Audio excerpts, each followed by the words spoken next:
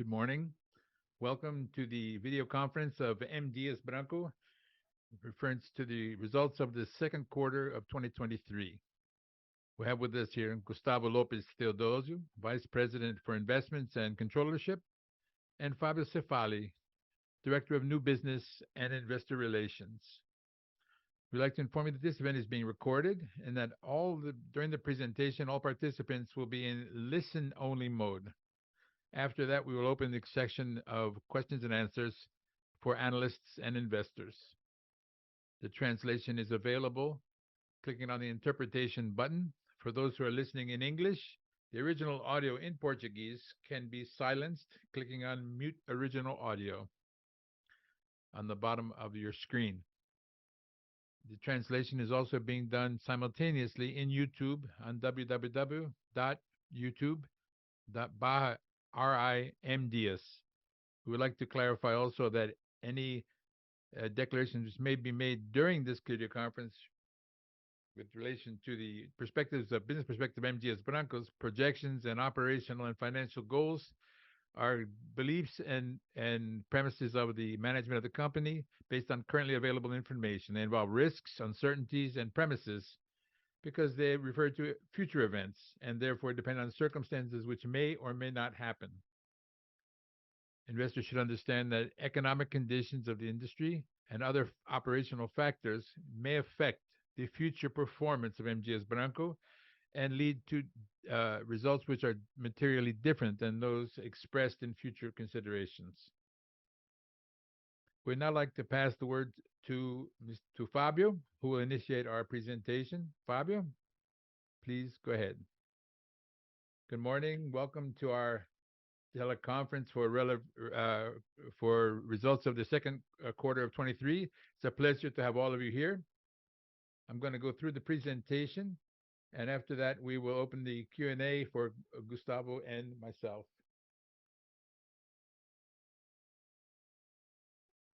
These were the results, very, very good results, aligned with our strategy of growth and profitability, and results which are consistent with the growth of revenue and the gradual improvement of margins since the beginning of the year.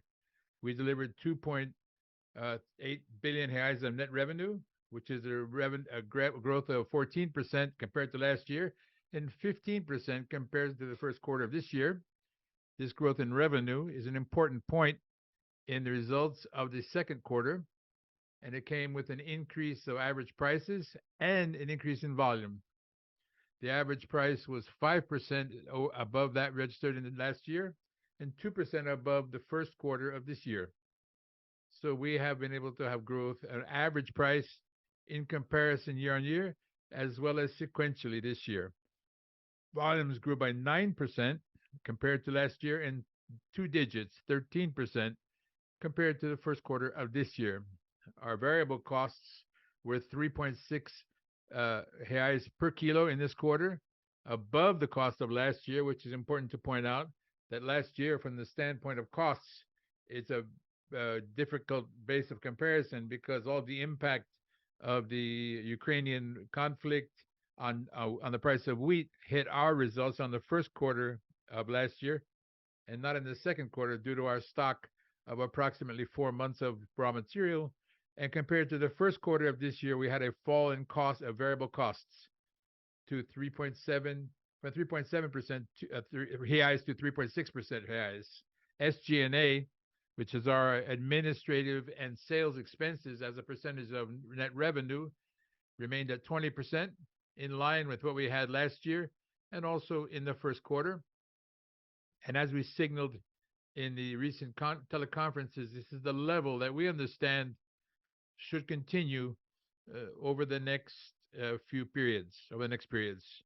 The EBITDA was 377 million reais, growing by 6% compared to last year and doubling in comparison with the first quarter, with a quarterly margin of 13.2%, which was above that of the first quarter, 7%, and a little bit below last year's margin. The principal point here is the question of costs, which is a difficult comparison since we had not yet seen the full impact of the conflict in Ukraine. Over the quarter, we had a positive evolution in our margins, going from 10% in April to 13.3 in May and 15.6% in the month of June, due to the increase in our volumes and the sequential fall in variable costs. And from the standpoint of cash on hand, we had a record cash generation of 512 million reais, better than last year and better than in the first quarter. Remembering that it's always important to remember that our strategy, which has three principal avenues for growth in our current business, which are the current business, which is pasta and wheat flour, where we have a bigger participation, and the attack areas where we have opportunities for growth with average prices which are better than in the defense area. Differently from other categories, especially healthy cracked cookies and snacks. Remember that we made acquisitions in these categories in recent years, and internationally, in the acquisition of a pasta company in Uruguay, which helped Las Acacias, which are supported in our continuous program of efficient production. Going into our revenues and market share, our net revenue, both in the accumulated for the year as well as in the quarter, had growth of double-digit growth. We grew by 14% year-on-year in the quarter and 22% in the accumulated for the year. And as I mentioned at the beginning, this growth, both in the quarter as well as in the accumulated for the year, is based on increased volume, 9% in the quarter and 8% in the accumulated growth, as well as in price, 5% in the quarter and 13% on the average year and the accumulated increase for the year. Here we'd like to highlight the two principal categories of cookies and pasta, which represent this huge percentage of our revenue. We've had an increase of average prices, 11.8% in cookies, in crackers, and 9.5% in pasta, and growth in revenue, which was double-digit growth in both categories. The same vision in the comparison of second quarter 23 to first quarter 23, and a sequential increase in prices over the year, with an increase in volumes and growth of revenue. So it was truly a very good result from the standpoint of revenue, which is what we're looking at right here, and also consistent, as we noticed, as we have signaled over recent quarters.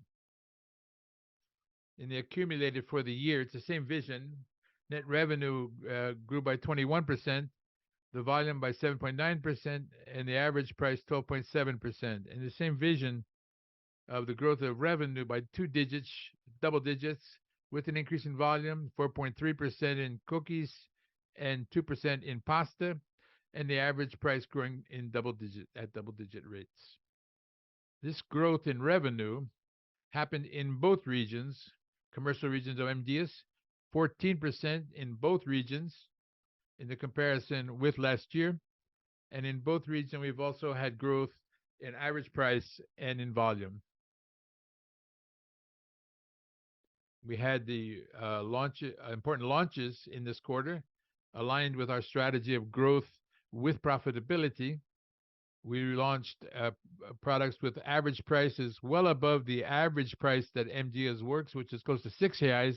This is an example of snacks under the Piraquê brand, with 31 reais per kilo price. Healthy snacks, which is our second avenue for growth. We launched in granola under the Jasmine brand of 21 reais per kilo. Piraquê, as we have done for several quarters, important launches in the category of cookies, which together with snacks are the principal categories of the Piraquê brand. The launch of a malted black chocolate malt of 17.8 reais per kilo, which also increases our average price and our gross margin, and consequently our EBITDA margin as well, and our return for the company. Continuing in the question of launches in cookies, the contribution of cookies from the last 24 months in the revenue of this quarter was 74.3 million reais, 36% above than in the first quarter of this year, and also higher than the second quarter of last year. The average price, as I mentioned at the beginning, has been consistently improving from 5.97 per kilo last year, 617 in this year, and now 6.27 in the second quarter of 23, 627, with the highlights in the cookies category, which has grown gradually over the last quarters due to several levers. We've had several pass-throughs from last year, which also generated an effect in the 2023. We had the launch of products with higher added value, contributing positively to the improvement of our average prices and margins, and also a series of initiatives in pricing, remembering that in the last 12 months, we have structured an area of pricing which has delivered results, favorable results, and positive from the standpoint of revenue, both revenue and margin. I want to go into the market share chapter, talking first about cookies and wheat flour. The two categories, both in market share and value, which is and as well as market share, which is the bar on these graphs, we had increases in share on the year-on-year vision, and for cookies and pastas in cookies and wheat flour, the Fina brand, which is already #1 brand in Brazil. We're talking about domestic wheat flour, that which is sold at retail. And in the vision quarter to quarter, we had a small fall off in market share, both in cookies as well as wheat flour, but in an interval of tolerance within a space where we could tolerate it. In pasta, the graph shows the same information, the same market share value, and the column is market share volume. And we had a fall off year on year and a retraction quarter on quarter, both in the value as well as in the volume, basically due to two factors. First, we had a reduction in the size of our packages in several SKUs and several items in the category of pastas, going from 500 to 400 gram packages, which at the first moment, which is the transition period between first quarter and second quarter of 23, brings a small fall off in volume because these items need to be re-registered at the point of sale. So we have a situation here, which is from the agenda, which gives us a small loss in market share, temporary loss of market share due to this change. The second factor is that our price increase in the first quarter of 23 versus the first quarter of 22 was a little bit above the market's prices. We increased our pastas. We had an increase in prices for pasta close to 20%, while the market worked with 17.9% increase.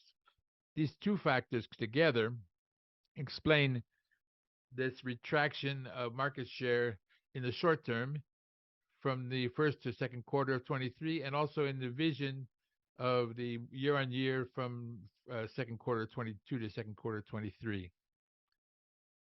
We have participated in important fairs, both in Brazil as well as outside of Brazil.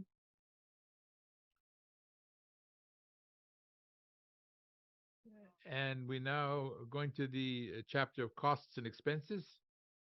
Here, the important point, due to the growth, the consistent growth of our volume over the last months, we have increased the utilization of our capacity, which was 64.5% in the second quarter of 23, higher than the 55.5% in the first quarter, and also higher than last year in the same quarter, which helped us to dilute more our fixed costs, and increase our gross margins.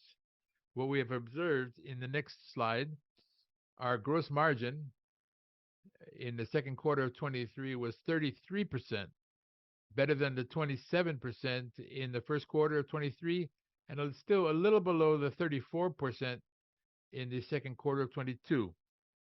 This small fall off from the second quarter of 22 to 23 is explained by the variable cost, as I showed here at the beginning.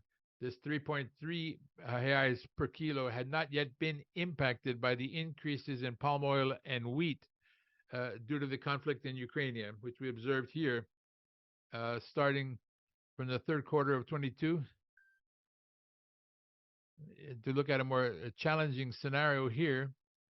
And from there to here, it has presented a tendency for fall off. The fixed cost going from 0.9 and 1.1 reais per kilo, and had a retraction from the first quarter to the second quarter of 23 due to the better utilization of our capacity, of our productive capacity. At the same time, our average price has been improving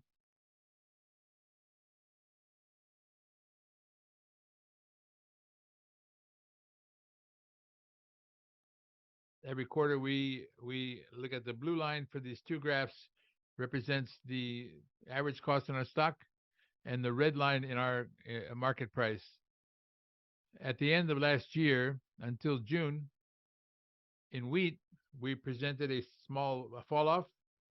In the month of June, we had a price of our stocks much better than the market price, remembering that the market price at this moment in June was impacted by the factors in the Ukrainian conflict as well.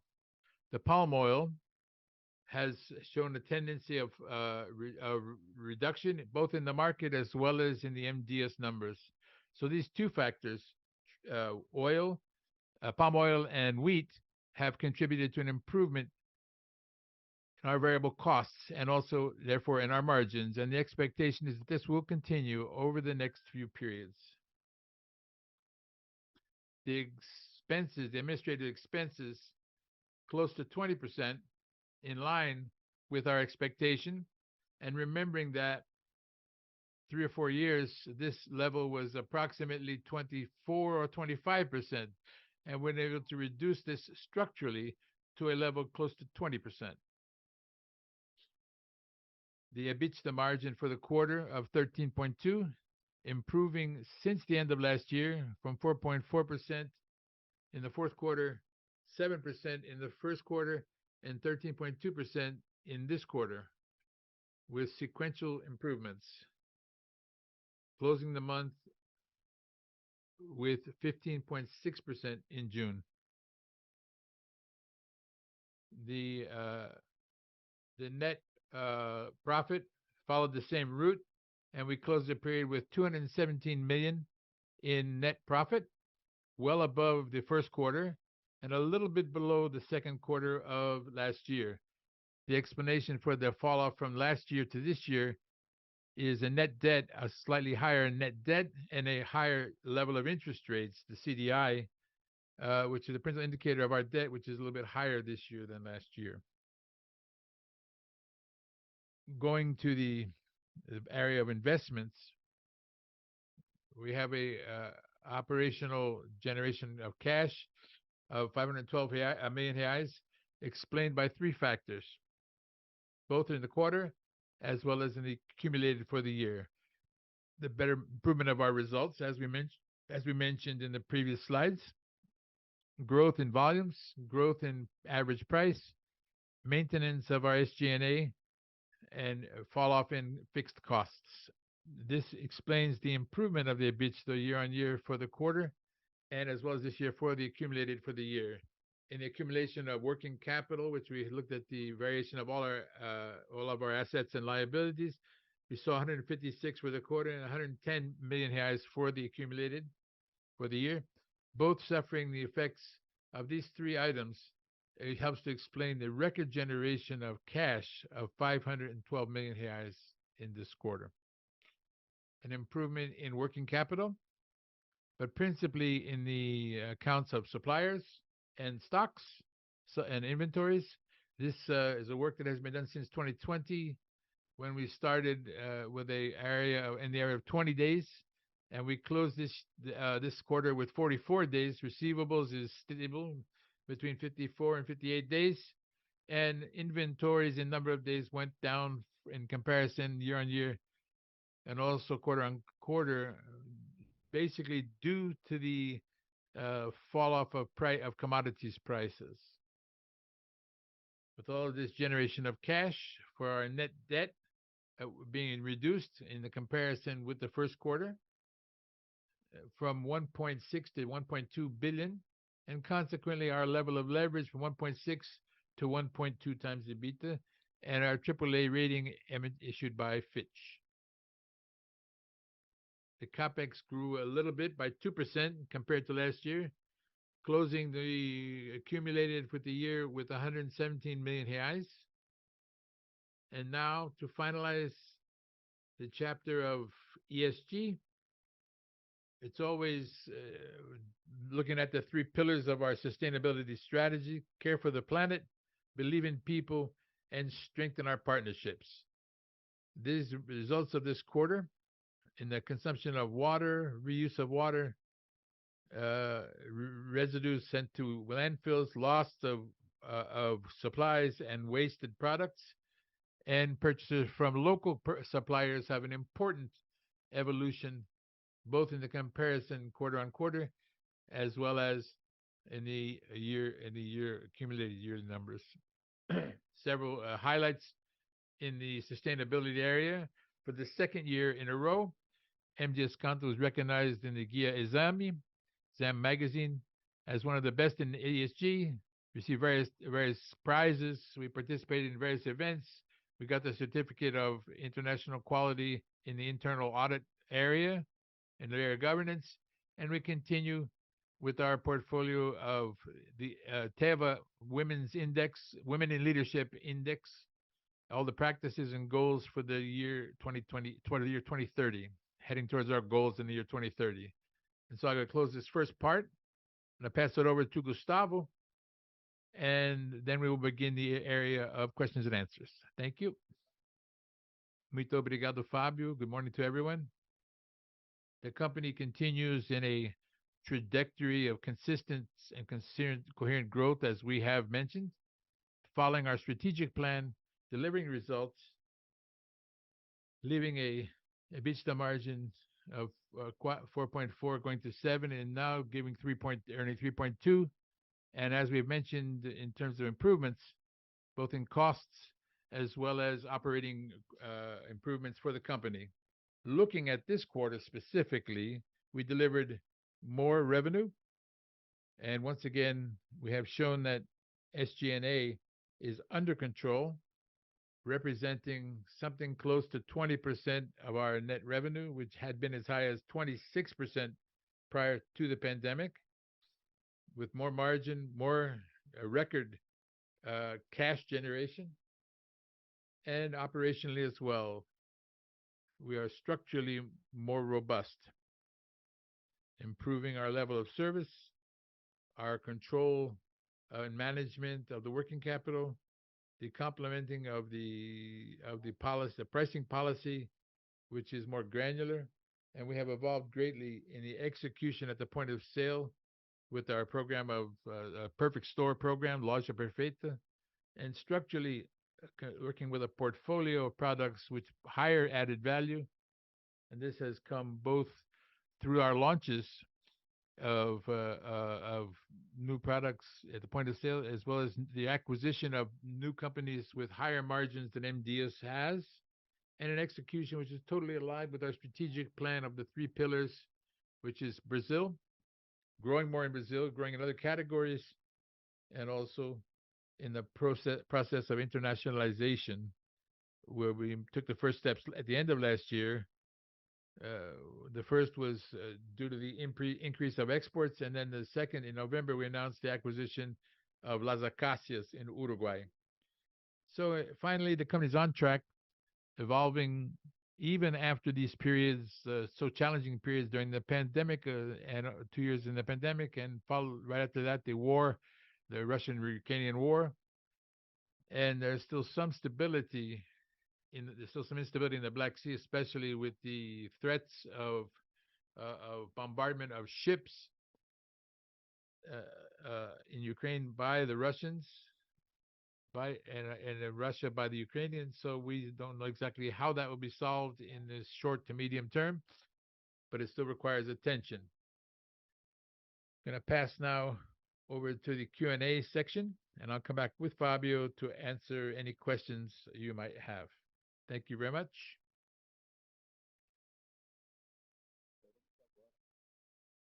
We'll now begin the questions and answers section for investors and analysts. If you would like to make any questions, please hit the raise hand button. And if your question has been answered, please leave the line clicking again on the same button. Our first question comes from Gustavo Troiano of Itaú BBA. Gustavo, your microphone is open.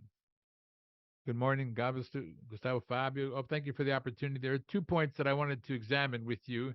First, in relation to the market share in the quarter, one thing that I saw in the release, the reduction of share volume and share value was a little bit, and I wanted to see a little more granularity in the presentation. But I also wanted to see if there was an increase in prices in relation to the rest of the industry, as well as the reduction of the sizes of the packages, and if it was the driver in your share volume during the quarter. And also wanted to know if this question can be attributed to potential price increases in your price list and due to the volume of the packaging. Also wanted to explore a little bit your perception about the rationality of pricing in the industry and if it has been maintained over the quarter, and this dynamic of market share was related in any way with the fall off in margins from March to April, since you opened up the margins month by month here. The second point, and more short, is relation to cost deflation, especially the contribution of palm oil to this dynamic. If I'm not mistaken, it would be one of the drivers of margin growth over the quarter, starting in the second quarter. And if you saw any event related to that variable cost, and how that will look on your P&L in the next quarters, if that will help in the margin expansion going forward. Thank you, Gustavo. I'm going to start here, and then I'm going to pass it over to Fabio to add anything that he might want. First, market share is very much related to one specific category, which is pasta. And going into the detail, regional players in pastas in the Northeast. It's very concentrated in that area. And in truth, we understand that the market continues acting rationally. And this movement that we have done in cookies, M. Dias, it was even a little slower than our competitors due to the number of productive units to downsize. Here in pasta, it's the opposite. The company started downsizing before our competitors, specifically, and we started with the normal, everyday pastas, that which dynamic, which phase in, phase out. We have to register, use up all of the stock on the shelf, and then put a push to get onto the shelf the new items with the different weight and size of packaging. And so this is very concentrated in terms of that. We don't see any disruptions specifically in ordinary pastas and the lack of rationality in the market. We did not place relevant prices, very little of quarter on quarter.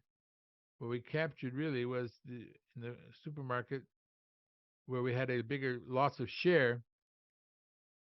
The only category that had loss of share was due to the downsizing of the packaging, which began back in the second quarter.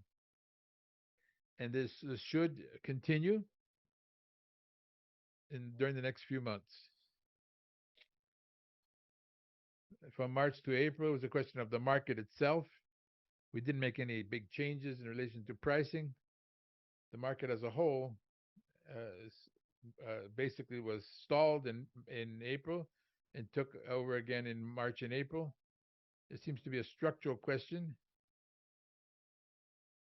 which we saw a fall off in volume a little bit below in April, between March and April. Even so, it recovered in May and June. In relation to palm oil, winds are favorable, yes, and we'll see more clearly in the coming quarters. You can see our curve. We had a average cost a little higher than the market compared to last year when we had a better price than the rest of the market. So these two lines will have tendency to meet each other, and at some point in time will be better than the market. So we see favorable winds in palm oil as well as in wheat. A little bit better than our competitors. We see this due to all these dynamics in the Black Sea and the growth of the price of wheat. And we understand that our competitors are suffering on their next purchases, and M. Dias, because of the protection that we have of our hedges and our stock, uh, we will be able to naturally have to increase prices due to the cost of increasing the price of wheat, but we maintain our stock at a average cost, which is very interesting, which will be utilized especially in the next quarter. So the favorable winds in terms of palm oil and favorable winds also on the side of wheat. Fabio, any comments? I just wanted to add to the first point in relation to the pasta market to illustrate a little bit what Gustavo mentioned. We observe in this market is that the market has demand, a strong demand this year, in line with the historical levels, close to single digits, a mature market with growth in volume, which winds up growing with the population growth. And that's what we've seen this year. And from the standpoint of value, the market also grows, both in the division of quarter on quarter, from the first to the second quarter of this year, as well as in division year on year, where the market value has grown by double digits. Thank you for your clarifications. Our next question comes from Leonardo Alencar from XP, from XP Investments. Your microphone is open. Good morning, Gustavo, Fabio. Thank you for taking my question. I would like to make a little follow-up in relation to the previous point. It's evident that your pass-through in the price and in the categories of wheat, which was strategic and favored you in the environment of your competitors. But I wanted to understand a little bit more about how this was done in the channel. I see that there was a strong growth in cash and carry and distributors, which may have sacrificed part of that effect. Also, perhaps the necessary time to re-register these products could impact that. But another point, understanding this narrative, we see that the production capacity has fallen. There was increases in efficiency, so there was an increase in production in the pasta category. But with the increase in production, did you have this loss of market share and going into the cash and carry and distributors? At the same time, you had price increases. Can you close these numbers a little bit better for us so that we understand, even with the reduction in your overall stock, your overall inventories, and how are you going into the next quarter? And if this process of re-registry of new products, how long will it take? Because we understand that it's a very strategic variable to be able to adjust the size of your packaging to catch this market effect. We just want to know how long this will take to get these new products re-registered. So 2 questions. The first one is about the question of the working capital for the next quarters. There was an improvement in this quarter. Can we expect that in the next quarters? With the question of the commodities and the other lines also, what else can we expect on these other lines as well?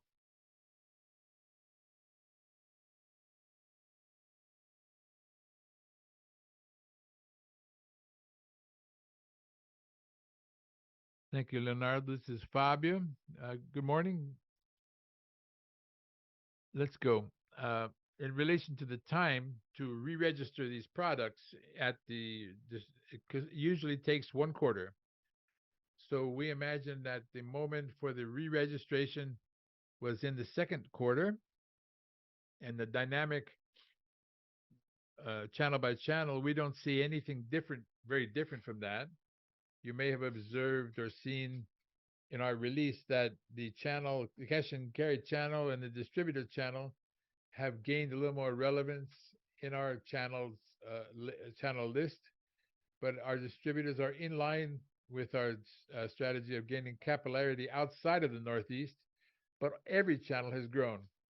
When we look at the value and volume year on year and quarter on quarter, we've had growth of revenue in every channel. However, in the cash and carry and the distributors wound up growing a little more, which is explained by our strategy, even from the standpoint of the biggest channels obviously have a bigger impact, and because they have more they buy more volume. But as I mentioned earlier, it's an agenda that winds up happening basically during one quarter. Perfect. In relation to working capital,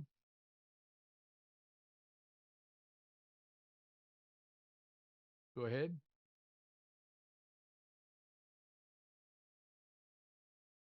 Yes, we hear you. In relation to the working capital, this release that happened in our inventories was principally due to the price of commodities, and we have the expectation of having the freeing up during the next few periods, both in volume as well as in volume.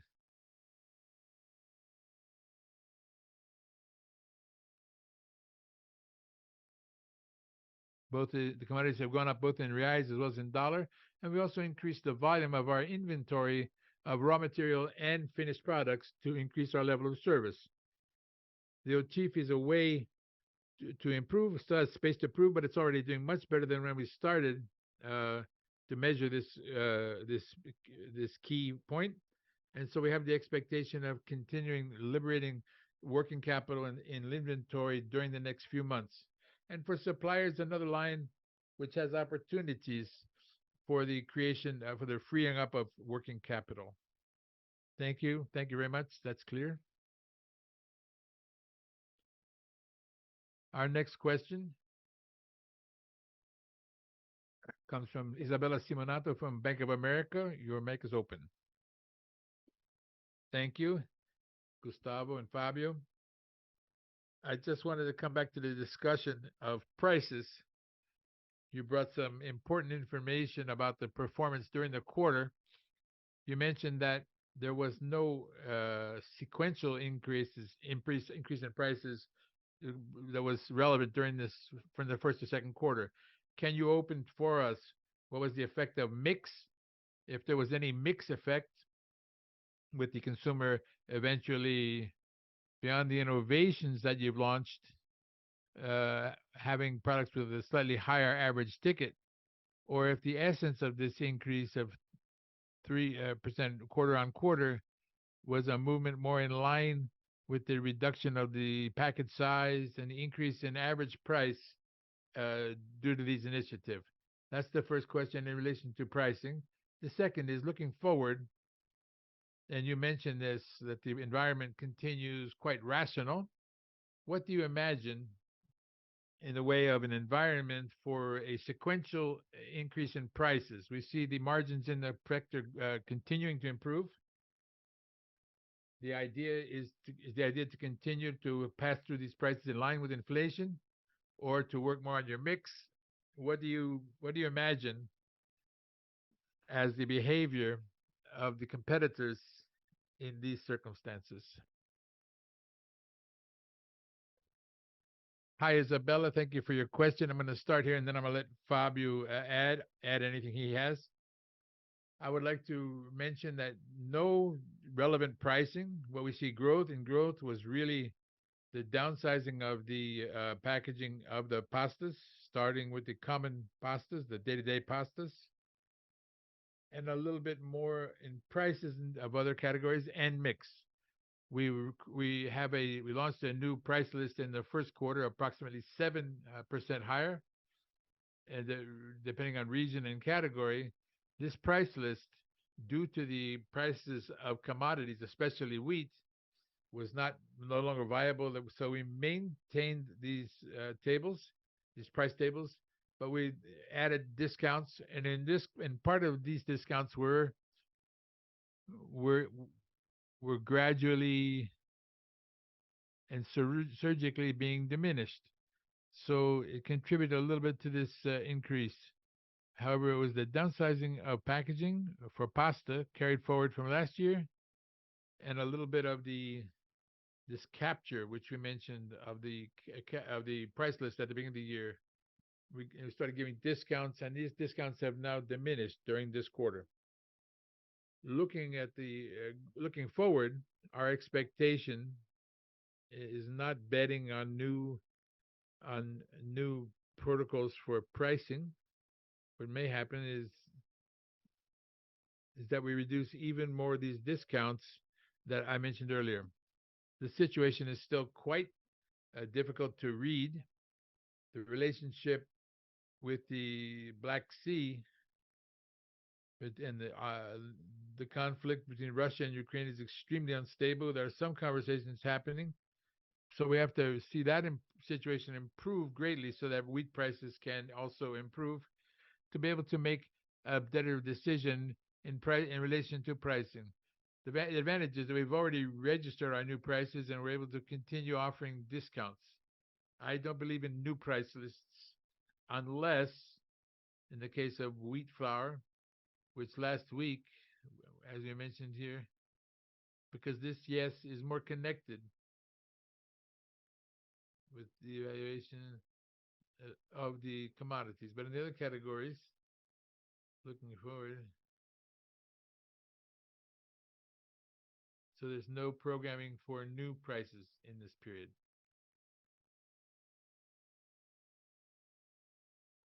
Very clear. Thank you. Very clear. That's very clear. Our next question comes from Thiago Duarte of BTG Pactual. Thiago, your microphone's open. Good morning. Gustavo, Fabio, everyone. I want to continue with this discussion of revenue and breaking it down into two questions. First, when we think about cookies, which is where you have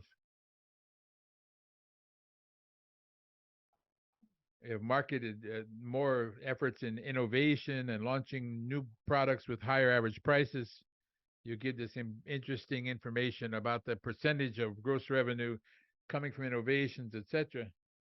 I would like to know in this point, if you're able to open for us, what is the impact when we look at year on year or any other variation about over time, the impact that you intend to understand that these innovations will have on the average price of cookies in particular, and if possible, the average price pondered the average price of the for the company. The second question is about market share, to understand a little bit how's your reading. I think it's very clear, especially with the pastas. What you understand has been the impact of the size of the packaging, the changes, the weights of packaging, and the registration effect, and that this should be a temporary effect. But we also, at certain moments in recent years, when the company suffered some type of fall off in market share, you already mentioned that part of this loss of share that we understand was even healthy as a way for you to preserve your margins. But at other moments, you also said this you can't keep losing share forever. So we wanted to hear from you a little bit about at one point this loss of share starts to bother you, especially in pastas, which is where the fall off was a little more important in this quarter. But I want to hear what you had to say also in relation. We should imagine the perception of the company going forward when we talk about market share. And finally, a follow-up of a comment that Gustavo made when we discussed this fall of the monthly EBITDA, the margin from March to April. You mentioned that the market was basically holding steady at that time. I wanted to understand in what sense. Was it a question of demand? Was it a question of mix, a question of channels? Just to understand what type of risk we should be considering so that the volatility of margins, similar volatility of margins, do not happen again in the second and in the third and fourth quarter of this year. We can have an expectation of margins, of effect on margins that is very strong as well. Thank you for your question. I'm going to start with your last question first. This slowdown in April in prices was greatly related to the sell in and then the sell out. We don't see any relevant change in the behavior of the consumer. Our vision is that there was a certain higher control on the days of stock of the days of inventory of the large sellers due to financial costs. In the month of April, we had several interactions with several large clients showing, in fact, that the risk that we were running of running out of stock on the shelves, and we were able to revert part of that in May. It makes sense for you to have better inventory control as long as you don't lose sales. So it was an important work of our team, changing the focus and talking to the responsibles of several stockouts and purchases that were recovered so that there would be no risk, no relevant risk. What concerned us the most is when we see a deceleration of the sellout. So going back to April, that wasn't the case. Talking a little bit about share, yes, pasta share, this level that we arrived at is a level that generates a certain amount of concern. We know where it came from. As I mentioned, local competitors in the Northeast, in everyday pastas, day-to-day pastas, trying to minimize the effect, which should help us with the downsizing effect. We are adding investments, especially at the point of sale for trade marketing. We have a plan underway, which in the last month, and our expectation is that this share that we lost in pasta will be recovered by the end of the year. If we don't see any changes in any threat from marketing or sales, which is underway due to this change in packaging size, none of these items will be totally registered.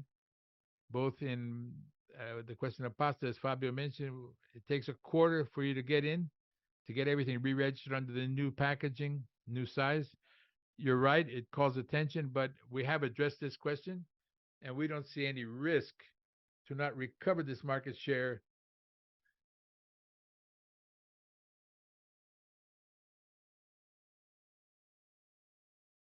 We're going to now pass over to Fabio. I saw a question about cookies. You're right, cookies, we have given more emphasis because it's half of our business, half of our revenue, 50% comes from cookies. I'm going to pass it over to Fabio for him to add. Well, Thiago, thank you. Certainly, our launches have contributed positively to the increase in average prices and the sequential evolution of our margins, especially when we highlight the volatility, which gives us a little more visibility to the launches in the cookies market, along with the snacks, the healthy snacks, which are more important for this improvement. And also the principal lever during the last quarters has been the Piraquê brand, which is our major brand. It's the brand which grows the fastest, which has the highest average price, and it's a brand that has the highest gross margin, closest to 40% in this quarter, compared to M. Dias overall, which had a 33% margin. Piraquê delivered a margin of 38%. So, and Piraquê has received the highest investments in marketing and also in innovation. With snacks that we gave a little more concentrated this year, this quarter, as well as the malted chocolate snacks, which have performed very well in terms of volume and sell-in, volume and sell-out. Okay, thank you very much. Our next question comes from Lucas Ferreira of JP Morgan. Lucas, your microphone is now open. Hi, everyone. Thank you. Two questions. One is a follow-up, and one question about the question of this favorable winds, which was mentioned about the costs and the inputs, which will continue in the next few quarters. But I want to see how much of this favorable wind has already been captured in June, since you said you had a from 10 to 15.5%. If you think that there's still at this level, if there's no big changes in prices, which doesn't seem the question, if there's any upside for margins in these on these June levels. And also a point which was not commented was the exchange rates. You have a strategy of hedge. The average was a well above 5, and I don't know how your average exchange rate is aimed at the second end of this second quarter. If you have any upside in the area of having a more favorable exchange rates in your costs, and also something that you discussed last year, and we spoke a little bit more about, just to be certain, how do you see this decision from the Supreme Court at the end of last week in relation to benefits and subsidies in the base of calculations of the impost of income tax? In the case of income of MDS, how do you see this subject from the standpoint of the investments that you have in different states? If your understanding is the same, or is there any other company that has perhaps already, that to your knowledge, has made some of a provision for this subject? But just to get an update, the latest update from you guys.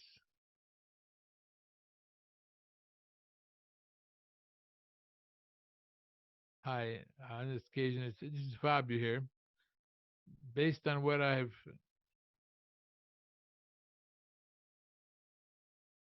uh, making reference to the graphs that we presented in the quarter, which show an average price of our inventory.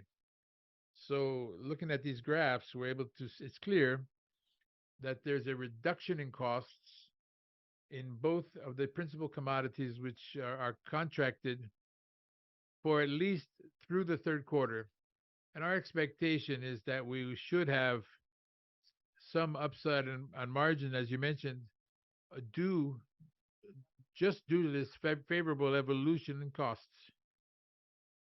In relation to the benefits, if I understood your question correctly, our principal benefits are connected with our costs. So we monitor this constantly.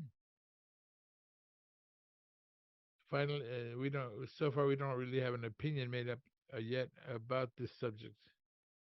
Gustavo, you wanted to ask about the exchange rate? I would say that in my rate, our lawyers, none of them don't see any risk that is, or our auditors, that deserves a reevaluation of our provisions.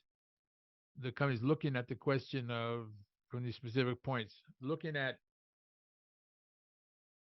costs, yes, both the wheat as well as oil should have important falloffs from a high 1 digit to 2 digits. I can't really give you guidance on that, but it should be more an add to our profitability still in this growth. As we mentioned to you, part of the company which has connected between 15 and 20% on this trajectory. The tendency is that we'll have a better profitability than in the second quarter than in the first. The exchange rates, we've been saying that due to the cost of these hedges, we were working with shorter hedges, not so much in the long term. All of our hedges are below the average cost, below 5 reais. Looking at the short term, I would say that it's a good position for the fourth quarter, hitting at 472 on the spot market without the hedge costs. I think that for 2023 we're well productive. For the rest of 23 we're well protected, as you had noticed there. Basically, that's it. Thank you very much. Perfect. Thank you very much. Our next question is from Rodrigo Hayes from Santander. Rodrigo, your mic is open. Thank you, Gustavo. Fabio, I wanted to ask another question about, we're looking at a moment of a lot of cash. You get at the level in which you're operating, you have approximately 2 billion in cash in this quarter. If you have a good quarter, there'll be more generation of cash in the next quarter. How should we think about in terms of the allocation of this capital? What are the opportunities that you see? If you could explain that to us. And in this context, you have a contingent payment for the end of the year, if I'm not mistaken, an amount close to 200 million reais. If you could explain how this payment works with your allocation of capital that you expect to do, or if you foresee the payment of dividends or even anticipation of a payment of dividends during the second half. What's your perception on this area of,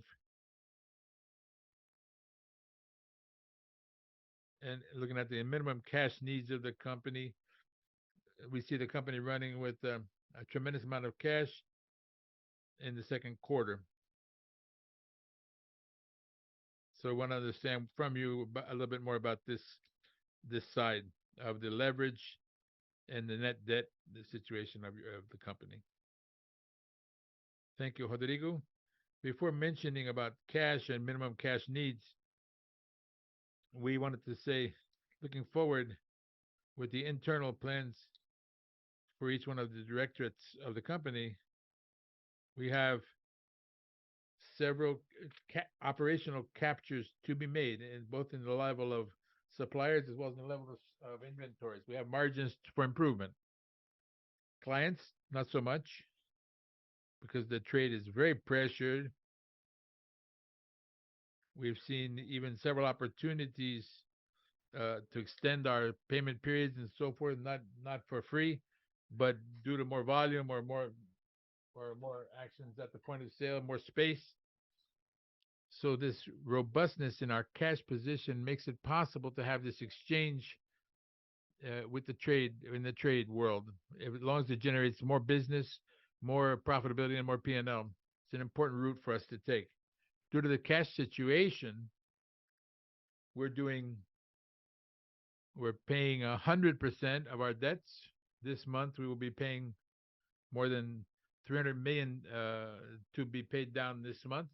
By the end of the year, as you mentioned, we're just not paying more because some of our debts have early cancellation fees, and so we wanted to take care to lower our financial payments, but we are paying 100% at their maturity all of our debts. We have several debts which do not have the repayment fee.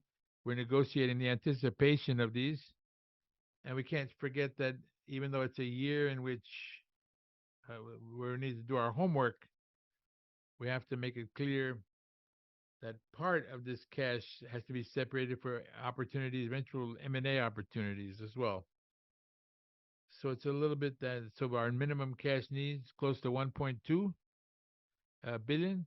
We have a high cash position, but these expenses should be coming up for the payoff debts and several opportunities in the trade marketing world, several opportunities which will be interesting for us. And so this cash will be very useful for us in these opportunities, facing these opportunities. Very good. Thank you, Gustavo.